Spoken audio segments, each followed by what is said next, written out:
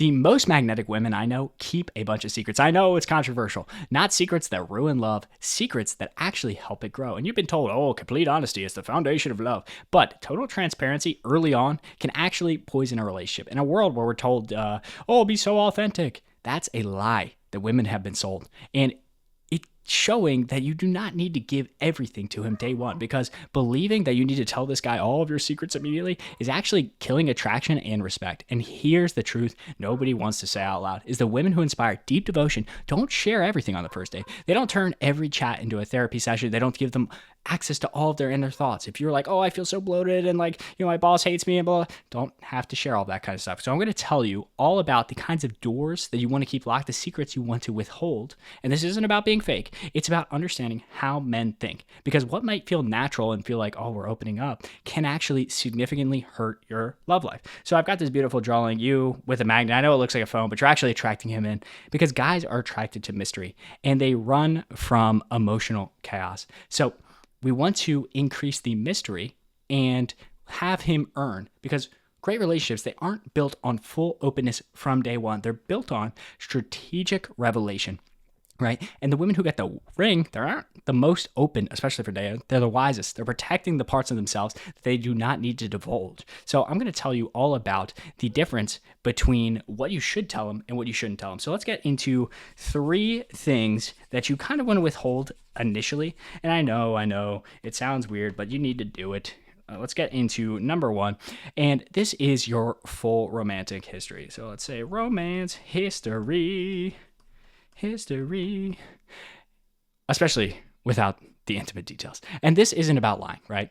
It's about what helps you form a new bond and actually what hurts it. Because there's a big gap between being honest and play-by-plays of every ex, every mistake, every bedroom detail. Ladies, don't be telling size things. Just there's some things that need to be withheld. And when a man asks about your past, he's not trying to feel closer. He's trying to figure out where he stands, where you've been selective, and if he can trust you. And where many women go wrong is they actually overshare. If he asks you something like, oh, I freaking hate these like red pill guys, like, oh, what's your body count? Don't answer that question. And they're thinking like, oh, well, if I tell him everything, yeah, he's going to trust me. He won't. He'll compare. He'll feel doubtful. He may even resent your answer and say something like, oh, your ex was amazing at that. And now he's competing with some kind of ghost. He's thinking like, oh, crap, I don't think I can ever live up to that. And yeah, you just don't want to say these things early on. And that old story will continue to pop back up in his mind, especially if you guys are arguing. Do not bring up it. Please, for the love of God, do not bring up things like that.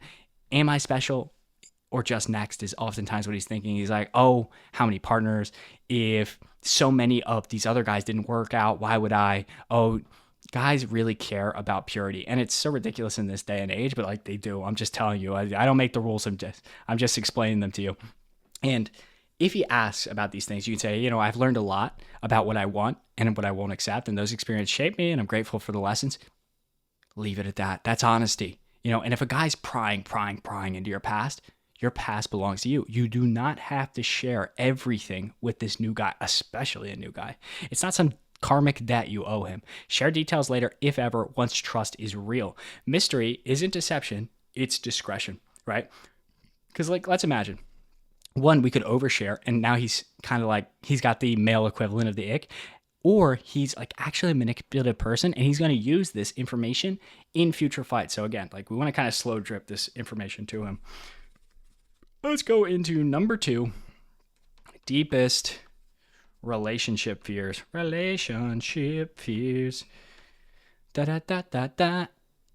a constant need for reassurance. And this goes against a lot of people's instinct. They're like, oh, when you care, I want certainty. I want to know that you like me as much as I like you. And you want to know if he's seeing other people, if you have a future, if he feels the way you feel about him. But sharing those fears too early doesn't put you forward as somebody that's super confident. It's great to date with intention. It's not great to constantly need validation where you're constantly doubting yourself. Because let's think about like a woman, I'll draw like a little crown here. That's crown, by the way.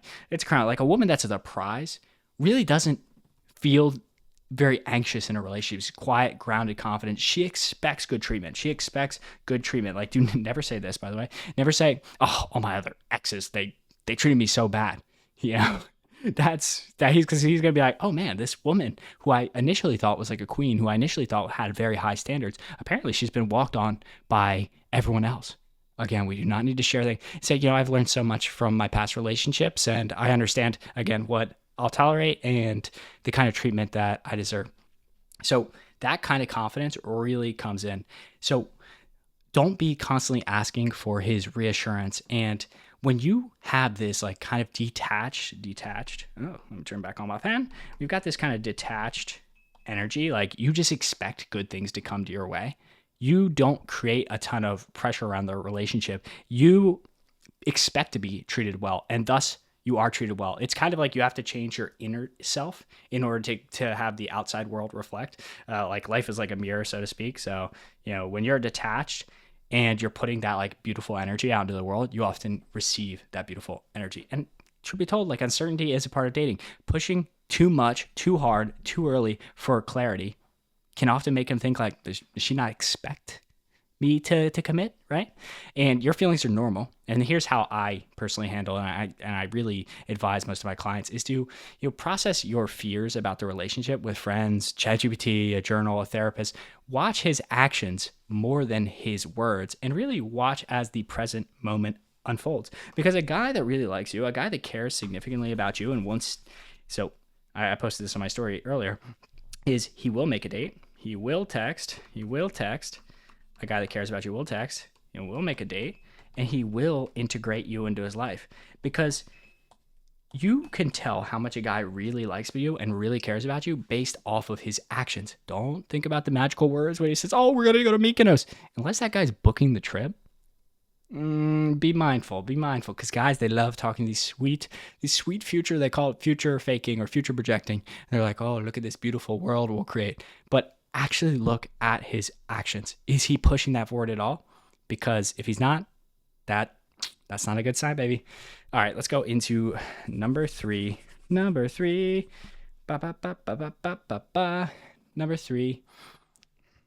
I completely mistake. I did the wrong title here. This is wrong. Number three is how much you're already planning your future with him. And this is when many women will start to sabotage themselves. You like them, the chemistry's strong. Planned future. Let me just write that down. Future with him is women will often sabotage him. You like them, the chemistry's strong, and suddenly you're planning kids, holidays, timelines in your head, and then little comments slip out. Our kids would be so cute. You'll love Christmas with my family. We want the same life, and you start to feel very romantic. But sometimes it can be too early, too fast. And he'll start to feel pressure. He might be like, oh, I'm not in the financial place I want.